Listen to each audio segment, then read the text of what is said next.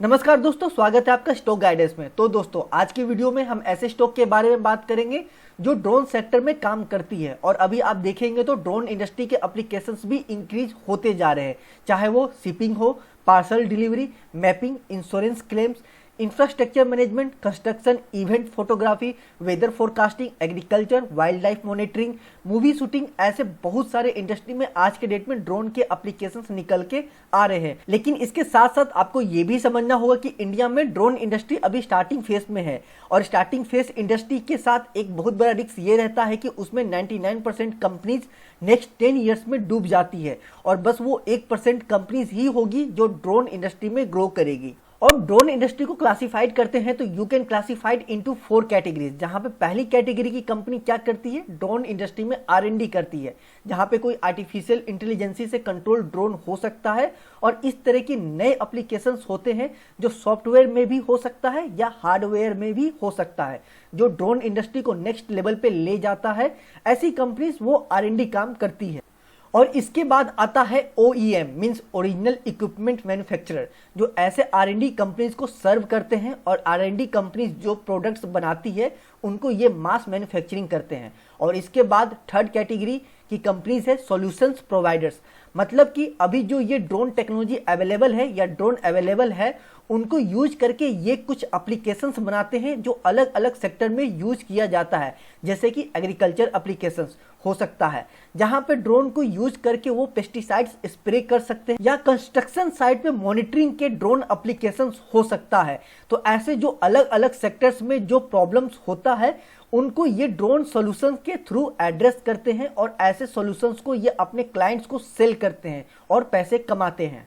और इसके बाद fourth category of companies contract R&D and manufacturing करती है। फॉर एग्जांपल, कल कोई यूरोपियन कंपनी ड्रोन इंडस्ट्री में आना चाहती है और उसके लिए ये बिजनेस सेटअप नहीं करना चाहती है, तो वो ऐसे contract R&D and manufacturing companies के पास जा सकती है और जहां पे वो ऐसी कंपनीज को गाइडलाइन देती है कि हमें इस तरह की ड्रोन इतने क्वांटिटी में चाहिए। और उसके बाद कॉन्ट्रैक्ट कंपनीज उन ड्रोन के ऊपर R&D करेगा और उसका मैन्युफैक्चरिंग भी करेगा। तो ये है ड्रोन इंडस्ट्री के 4 अलग अलग कैटेगरी जहां पे आपको ग्रोथ देखने मिल सकता है। और ऐसे सेक्टर में आपको अलग अलग वैल्यूएशन देखने जरूर मिलेगा, क्योंकि अगर कोई कंपनी R&D में काम करती है या सॉल्यूशन प्रोवाइडर्स है तो श्योर ऐसी कंपनी में ब्रांड वैल्यू आ जाता है, जिसके वजह से ऐसे कुछ कंपनीज का वैल्यूएशन हाई देखने मिलता है।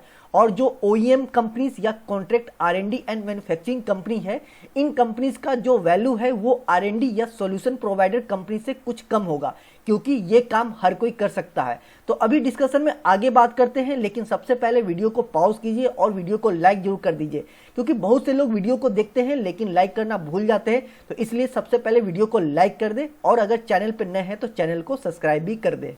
और इसके साथ साथ वीडियो की डिस्क्रिप्शन में हमारे फ्री टेलीग्राम चैनल का लिंक है, जिसको ज्वाइन करके आप शेयर मार्केट के रेगुलर और इंपॉर्टेंट अपडेट्स को पा सकते हैं। और जैसा कि मैंने बताया था कि ड्रोन इंडस्ट्री अभी स्टार्टिंग फेज में है, तो इसलिए स्टॉक मार्केट में directly drone related listed companies अभी बहुत कम है। और उनमें से बहुत कम कंपनीज मुझे इंप्रेसिव लग रही है। और 30 अगस्त 2022 को एक न्यूज आई कि गवर्नमेंट खुद इंडस्ट्री से कह रही है कि आप सामने आएँ और हमें सजेशन दीजिए, और पॉलिसी में कोई चेंज करना होगा तो हम श्योर चेंज करेंगे। क्योंकि इंडस्ट्री का मानना था कि एक्सपोर्ट्स से रिलेटेड पॉलिसी में क्लियरिटी नहीं है और गवर्नमेंट इस पे पूरी तरह से फोकस में आ रही है, जिसके वजह से यह माना जा रहा है कि ड्रोन इंडस्ट्री में काफ़ी ग्रोथ देखने मिलेगा। और एक्सपर्ट्स का मानना है कि जो कमर्शियल पर्पस के लिए ड्रोन मैन्युफैक्चरिंग हो रहा है, जो छोटे ड्रोन हैं जिनका मिलिट्री पर्पस नहीं है, वहाँ पे काफ़ी ग्रोथ देखने मिल रहा है। और फाइनेंशियल ईयर 2023 तक इंडिया का ये मार्केट 1 बिलियन का हो जाएगा, मतलब 8,000 करोड़ का मार्केट है। और 2030 तक ये मार्केट कम से कम 28 से 30% का कंपाउंडेड ग्रोथ देखने मिल सकता है। सो फ्रेंड्स, आज की वीडियो में हम जेन टेक्नोलॉजी के बारे में बात करेंगे। और इस वीडियो में हम लोग कंपनी के बिजनेस, कंपनी के फाइनेंस, कंपनी का फंडामेंटल एंड टेक्निकल और कंपनी की पॉजिटिव एंड नेगेटिव पॉइंट्स पे भी डिस्कस करेंगे। जेन टेक्नोलॉजी 1996 में इनकॉर्पोरेट हुई थी और कंपनी का हेडक्वार्टर हैदराबाद में है और साथ ही यूएसए बेस्ड सब्सिडरी कंपनी भी है। और ये कंपनी कॉम्बैट ट्रेनिंग सॉल्यूशंस के लिए डिजाइन, डेवलप एंड मैन्युफैक्चरर है, जो डिफेंस और सिक्योरिटी फोर्सेस की जो ट्रेनिंग होती है उसमें यूज किया जाता है। और इस कंपनी के एनुअल रिपोर्ट के अकॉर्डिंग ये कंपनी ड्रोन सिस्टम्स बनाता है और एंटी ड्रोन सिस्टम्स भी बनाता है जो डिफेंस में यूज किया जाता है। कंपनी की प्रोडक्ट पोर्टफोलियो की बात करें तो पहला है सिम्युलेटर, जिससे कंपनी को 87% के आसपास का रेवेन्यू जनरेट होता है, और दूसरा है प्रोडक्ट सर्विसेज, जिससे कंपनी को 13% के आसपास का रेवेन्यू जनरेट होता है। सिम्युलेटर प्रोडक्ट के बारे में डिटेल में बात करें तो इस प्रोडक्ट से company police and paramilitary forces, arm forces and security forces के लिए ट्रेनिंग सिम्युलेटर का डिजाइनिंग, डेवलपिंग एंड मैन्युफैक्चरिंग करती है। कंपनी के प्रोडक्ट्स को 3 मेजर कैटेगरी में डिवाइड किया गया है, जिसमें है land based military simulator, driving simulator and mining and special equipment simulator. Company की पॉजिटिव पॉइंट्स के बारे में बात करें तो कंपनी ऑलमोस्ट डेट फ्री है और साथ ही कैश रिच भी है। कंपनी का स्टॉक प्राइस CAGR बहुत अच्छा है, जो कि है 3 साल में 55%, 5 साल में 31% और 10 साल में 35% है। कंपनी की नेगेटिव पॉइंट्स की बात करें तो इस कंपनी का मार्केट कैप बहुत छोटा है, मींस कंपनी अभी काफी छोटी है, जो कि 1650 करोड़ के आसपास की है। और ऐसी बहुत ही छोटी कंपनी इस सेक्टर में बिग प्लेयर से कॉम्पीट करना चाहती है तो कंपनी की टेक्नोलॉजी बहुत अच्छी होनी चाहिए, नहीं तो कंपनी के पास काफी अच्छा रिसोर्सेस होना चाहिए जिसके थ्रू ऐसी टेक्नोलॉजी डेवलप कर पाए। और मुझे अभी लगता है कि ये कंपनी उसके लिए कैपेबल नहीं है, मतलब फ्यूचर में बन सकता है अगर सब कुछ ठीक रहा तो। और अगर डिफेंस में अगर कोई एंटी ड्रोन सिस्टम्स यूज करता है तो that is the serious business. और ऐसी टेक्नोलॉजी बनाने का रिसोर्सेस अभी इंडिया में DRDO के पास है या फिर इसरो के पास है। स्टॉक PE अपने इंडस्ट्री PE से बहुत ऊपर ट्रेड कर रहा है, जहां पे इंडस्ट्री PE 31 के आसपास का है और स्टॉक PE 160 के आसपास का है। कंपनी का शेयर प्राइस 5 टाइम्स ऊपर ट्रेड कर रहा है अपने बुक वैल्यू से। कंपनी का कंपाउंडेड सेल्स ग्रोथ नेगेटिव है, कंपनी का कंपाउंडेड प्रॉफिट ग्रोथ नेगेटिव है, जो कि है 3 साल में -45%, 5 साल में -21% और 10 साल में -24% है। कंपनी का कैश फ्लो 0 है और साथ ही रिटर्न ऑन इक्विटी भी लो है। कंपनी की इनिशियल रेशियो की बात करें तो मार्केट कैप देखें तो 1725 करोड़ का मार्केट कैप है, जो कि एक स्मॉल कैप कंपनी है। करेंट प्राइस देखें, आज के डेट में शेयर का प्राइस 217 रुपए पे चल रहा है। स्टॉक PE 167 का है, वही इंडस्ट्री PE 31.6 है। तो स्टॉक PE अपने इंडस्ट्री PE से बहुत ही ऊपर ट्रेड कर रहा है, मींस ये स्टॉक अभी हाईली PE रेशियो पे मिल रहा है। प्राइस टू बुक वैल्यू की बात करें तो 6.11 है, जो कि अपने बुक वैल्यू से लगभग 6 गुना ज्यादा महंगा यहाँ पे मिल रहा है। तो वैल्यूएशन तो यहाँ पे महंगा देखने को मिल रहा है, चाहे वो स्टॉक PE हो चाहे वो प्राइस टू बुक वैल्यू हो। डिविडेंड यील्ड यहाँ पे एक तरह से मैं इसे 0 ही कहूंगा, ये कुछ खास नहीं है, कुछ भी नहीं है, एक तरह से आप इसे 0 ही समझे। फेस वैल्यू यहाँ पे 1 है, मतलब कि आपको आगे स्प्लिट देखने के लिए नहीं मिलेगा। EPS की बात करें तो ₹1.33 का EPS है, जो कि बहुत ही कम है। मैं इसे एवरेज या फिर ओके भी नहीं कह सकता, एक तरह से मैं इसे 0 ही समझूंगा या फिर मैं इसे 0 ही कहूंगा। वहीं आगे चलते हैं, ROC की बात करें तो 2% का ROC है, जो कि बिल्कुल भी सही नहीं है, अच्छा नहीं देखने को मिल रहा है। ROE की बात करें तो ये 0.89 है, जो कि ये भी आपको अच्छा देखने को नहीं मिल रहा, मतलब कि ROC ROE दोनों आपका काफी लो देखने को मिल रहा है। वही अगर सेल्स ग्रोथ देखें तो 16 पॉइंट समथिंग परसेंट का 60 पॉइंट समथिंग परसेंट का सेल्स ग्रोथ है, जो कि एक अच्छा बेहतरीन सेल्स ग्रोथ देखने को मिल रहा है। बट फ्रेंड्स ये TTM है, ट्रेलिंग 12 मंथ का शो कर रहा है। वही प्रॉफिट ग्रोथ की बात करें तो 276% का प्रॉफिट ग्रोथ है, जो कि एक बहुत ही बेहतरीन प्रॉफिट देखने को यहाँ पे मिल रहा है। कैश की बात करें तो 82.9, मतलब कि आप एक तरह से इसे 83 करोड़ के आसपास का कंपनी के पास कैश है, जो कि एक काफ़ी कैश है कंपनी के पास। वही अगर डेट की बात करें तो डेट कंपनी लगभग 14 करोड़ का डेट है। तो यहाँ पे आप देख सकते हैं कंपनी पे डेट बहुत कम है, कंपनी के पास कैश बहुत ज़्यादा है, तो आप इसे लो डेट कैश रिच कंपनी कह सकते हैं। वही कंपनी का प्रमोटर होल्डिंग की बात करें तो 60 समथिंग परसेंट का प्रमोटर होल्डिंग है, जो कि एक बेहतरीन प्रमोटर होल्डिंग देखने को मिल रहा है। जनरली कहा या देखा जाता है कि 40% से ऊपर प्रमोटर होल्डिंग है तो उसे अच्छा कंसीडर कर लेते हैं, जो कि यहाँ पे देखने को मिल रहा है। तो फ्रेंड्स अब आइए सिंपल और सीधी बातें करते हैं, समझ लेते हैं कि कंपनी में इस इनिशियल रेशियो में क्या अच्छा देखने को मिल रहा है और क्या खराब देखने को मिल रहा है। तो सबसे पहले बात करते हैं अच्छे की, तो यहाँ पे प्रमोटर होल्डिंग अच्छा देखने को मिल रहा है। कैश कंपनी के पास अच्छा है, कैश रिच है। वही अगर डेट की बात करते हैं तो लो डेट और कैश रिच कंपनी है।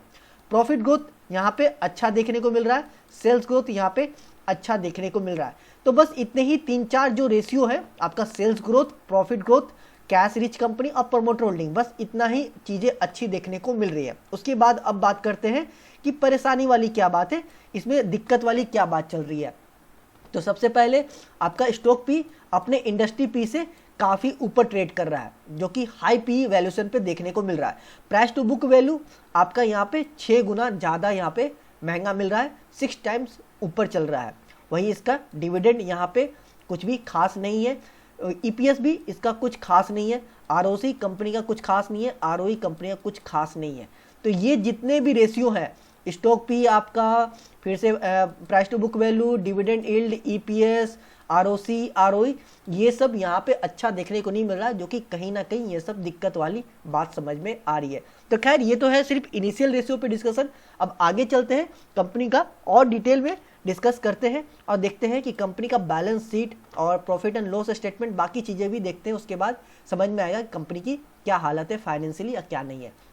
तो कंपनी अगर प्रॉफिट एंड लॉस फाइल देखते हैं तो सेल्स देखिए तो पिछले 5 साल का अगर सेल्स देखते हैं तो आपका यहाँ per year on year basis पे इंक्रीज होता हुआ देखने को मिला। हालांकि मार्च 2021 और 21 में कम हो गया था और ये हुआ होगा कोविड की वजह से, बट फिर से ये इंक्रीज होता हुआ देखने को मिल रहा है, जो कि एक अच्छी बात है। मतलब कि आप ऐसे तो टेक्निकली नहीं कहेंगे कि कंपनी का ईयर ऑन ईयर बेसिस पे इंक्रीज होता हुआ देखने को मिल रहा है, बट आप एवरेज निकालें या फिर आप इसको एक तरह समझिए तो कंपनी वापस से अपने पुराने स्पीड पे, पुराने कंपनी का जो सेल्स है जैसे पहले अच्छा सेल्स था उस तरह से ग्रो करने की कोशिश कर रही है। तो कंपनी का सेल्स एवरेज निकाल के देखें तो यहाँ पे ईयर ऑन ईयर बेसिस पे सेल्स इंक्रीज होता हुआ देखने को मिल रहा है।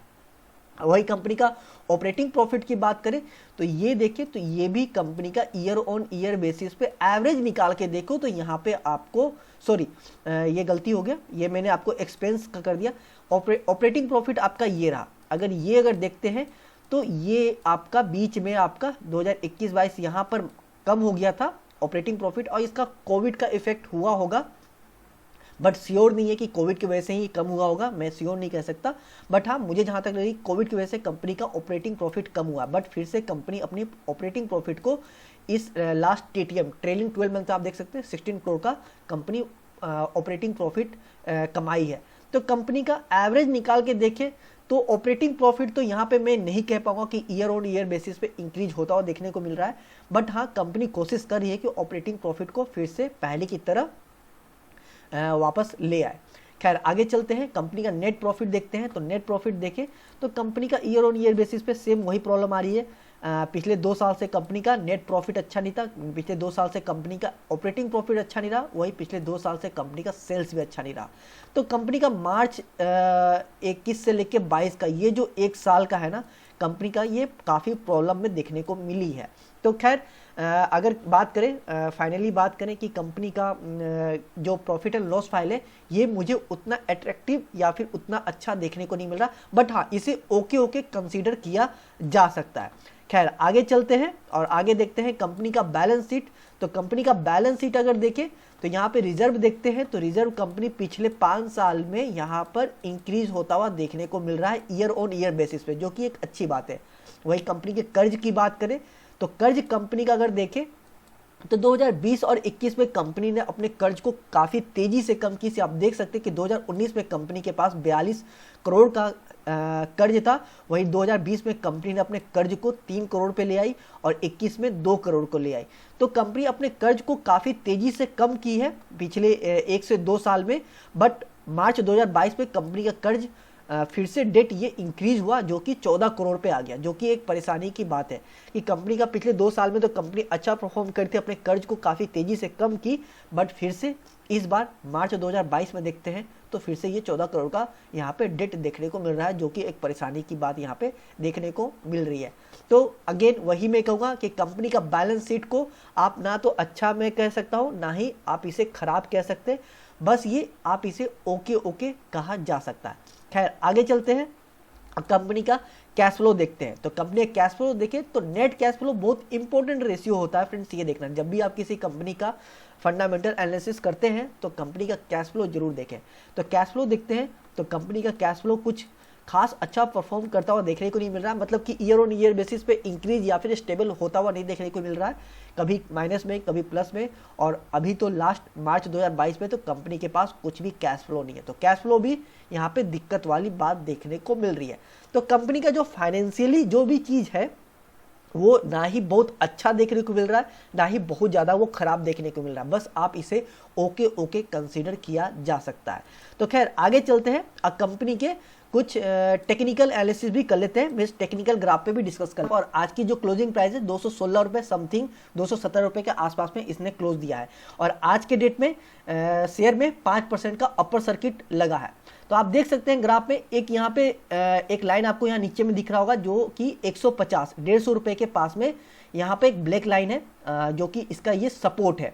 अभी तक का जो आप ग्राफ है, इस ग्राफ का ये 150 रुपये का जो सपोर्ट है काफ़ी स्ट्रॉन्ग सपोर्ट है।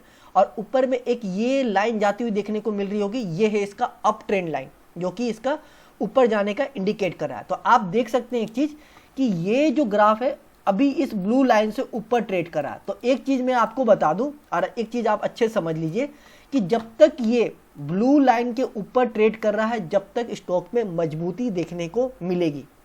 जैसे ही इस ट्रेंड लाइन को ब्रेक डाउन दिया, समझ लीजिए स्टॉक में वीकनेस आ जाएगी और ये आपको लगभग अपना 150 रुपये के आसपास में, 150 रुपये के आसपास में ये यहाँ तक का करेक्शन देखने को मिल जाएगा। अगर ये ब्लू लाइन को ब्रेक डाउन दिया तो आपको 150 का करेक्शन देखने मिल जाएगा। अगर ब्लू लाइन से ऊपर है, इसको रिस्पेक्ट करते हुए ऊपर जा रही है, तो समझ लीजिए कि ये इसमें अप ट्रेंड है और ये आपका स्ट्रॉन्ग है, मजबूती है, ये ऊपर ही कंटिन्यूअस जाने की कोशिश करेगी। रोज तो ऊपर नहीं जाएगी बट अप ट्रेंड मतलब कि 2 दिन उठेगी 1 दिन गिरेगी, मतलब कि धीमे धीमे ऊपर ही जाएगी। तो ये है इसका सिंपल, आप ध्यान रखिएगा कि ब्लू लाइन के ऊपर है तो मजबूती है, ब्लू लाइन के नीचे आई तो कमजोरी है, और जो कि करेक्शन आपको 150 रुपये के आसपास में जाता हुआ देखने को मिल जाएगा। एक्चुअली 150 से लेकर 170 ये इस रेंज में आता हुआ देखने को मिल जाएगा अगर ये ब्रेकडाउन दिया तो ये हुआ। एक चीज मैं और क्लियर कर दूं आपको, ध्यान रखिएगा फ्रेंड्स, ये जो आपका ये मैं एक ड्रॉ कर रहा हूं, ये जो है ना इसका साइडवेज है। हो सकता है कि यहां कहीं पे यहां करेक्शन आपको 240 के पास में करेक्शन देखने को मिल जाए। जैसा कि मजबूती है तो 240 से ऊपर निकलते हुए अपने लाइफ टाइम हाई की तरफ जाने की कोशिश करेगी, और लाइफ टाइम हाई को अगर ब्रेकआउट दिया तो अच्छा खासा तेजी देखने को मिलेगा। लेकिन 240 के पास में भी करेक्शन आ सकता है, इस चीज का ध्यान रखिएगा। बट हाँ, स्टॉक में जितनी मजबूती है, जिस तरह से ये परफॉर्म कर रहा है, जिस तरह से इसका चाल है, मुझे बहुत ज़्यादा उम्मीद है कि ये 240 का जो यहाँ पे रेजिस्टेंस है या रिट्रेसमेंट है, इसको बहुत आराम से ब्रेकआउट देगा और अपने लाइफ टाइम हाई की तरफ निकलेगा और ऊपर ही जाने की कोशिश करेगा। बट मैं गलत भी हो सकता हूँ क्योंकि ये साइडवेज का ये है, जैसा कि मैंने यहाँ पे ड्रॉ किया है, आप देख लीजिएगा, ये देखिए ये इसका साइडवेज है। तो हो सकता है यहाँ कहीं पे करेक्शन मिल जाए और फिर यहाँ से नीचे आने की कोशिश करे, और अगर इसको ब्रेक डाउन दिया तो नीचे, अगर इसको सपोर्ट लिया, रिस्पेक्ट किया तो फिर से ये ऊपर जाएगा। तो बस अभी क्या है, अभी आपको यहाँ पर बस देखिए कि 240 को ब्रेकआउट देता है कि नहीं। अगर 240 को ब्रेकआउट दिया तो समझ लीजिएगा और तेजी है और ऊपर जाएगा। अगर ब्रेकआउट नहीं दिया, नीचे करेक्शन आ गया और अपना ट्रेंड लाइन को ब्रेक डाउन दिया तो फिर इसमें वीकनेस आ जाएगी, जो कि 170 से लेके 160 रुपये का करेक्शन आपको देखने को मिल जाएगा। और पहला टारगेट आप समझ लीजिए, जैसा स्टॉक में मजबूती है 240 का, अभी छोटे अवधि में आपको 240 का यहाँ पे टारगेट आपको देखने को मिल जाएगा। 240 से लेकर 260 का इस रेंज के आसपास में आपको पहला टारगेट आपको देखने को मिल जाएगा अगले कुछ दिन में, हो सकता है 10 दिन में या फिर 1 महीने, मतलब कि 1 महीने 15 से 20-30 दिन, 1 महीने के अंदर में आपको ये टारगेट देखने को मिल जाएगा। बहुत ही आराम से, ज़्यादा दिक्कत वाली बात नहीं आएगी। बट मैं आपको बता दूं ये इसका साइडवेज है, तो इस चीज़ को ध्यान रखिएगा। हो सकता है यहाँ कहीं पे करेक्शन मिल जाए, यहाँ पे अपने लाइफ टाइम हाई के पास में, यहाँ पे कहीं पे 240 के पास में इसको करेक्शन भी मिल सकता है, जहाँ से ये घूम जाएगा। तो इस चीज़ का भी आपको बहुत ही ध्यान ही रखना है।